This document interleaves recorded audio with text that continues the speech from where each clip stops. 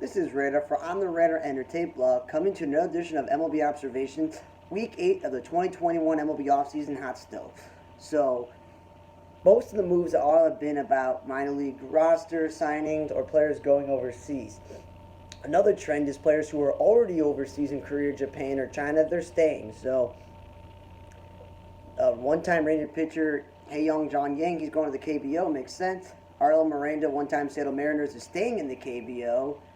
And Chris Giddens, the Yankees first baseman, is going to Japan. I think I may have talked about it earlier, but it's officially he's going to Japan. Thaigo Vieira, who pitched for the White Sox briefly, and Joyless Wheeler, who briefly played in Major Leagues, are staying in Japan.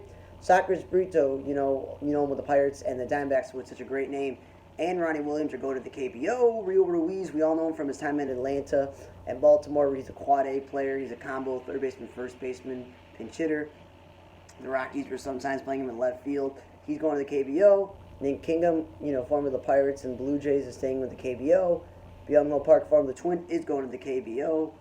And Omar Despaigne is staying in the KBO. He bounced around as a swing pitcher. Eric Jokic is staying over in the KBO, the former Royal player. And the Mets hired Ben Zalzmer as assistant GM. I heard he's a Jewish guy. That's cool.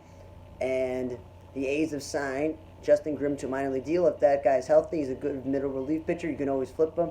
When he was on Texas and he was with the Cubs, he was consistent with the best 7th or 6th inning pitchers out there. Pirates hired Dewey Robinson away from the Rays to be their pitching development coordinator. If he was really helping the Rays pitching, now the Pirates have him, that should help him out. And to replace Joel Harahan, they hired Dan Meyer to be the AAA pitching coach, and they hired Chris Trubby as the minor league infield coordinator as well. And the biggest news that came out of baseball this week was that Kyle Seager announced his retirement. And you're like, first Buster Posey, now Kyle Seager in terms of big name players. He is only 34 years old. So I'm thinking to myself, realistically, he could still play a few years as a third baseman for some team that don't have a third baseman. As he gets closer to 37, 38, he could be a DH first baseman because the dude has 242 home runs in his career. Yes, his best year was 2014, but I still think at 34, he's the type of offensive player who I just think, you know what?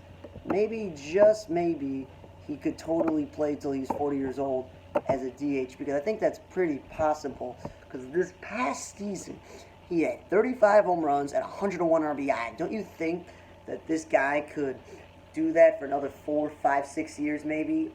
Maybe, if you're having him play first base or DH and not asking him to field or not play every day. That's the thing, because look at this. He hit 20 home runs, 22, 25, 26, 30, 27, 22, 23.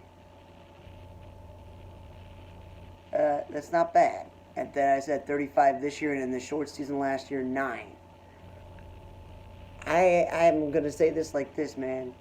If that dude is hitting consistently 20, 30 home runs and having 80 to 100 RBIs, I think that he could definitely continue to play. I don't know if it's because he wasn't sure what to do because the Mariners didn't want him back because they got Ty France and they got Evan White at first base, and they also have Abraham Turo, so they have enough guys who can play third base and enough first baseman DHs.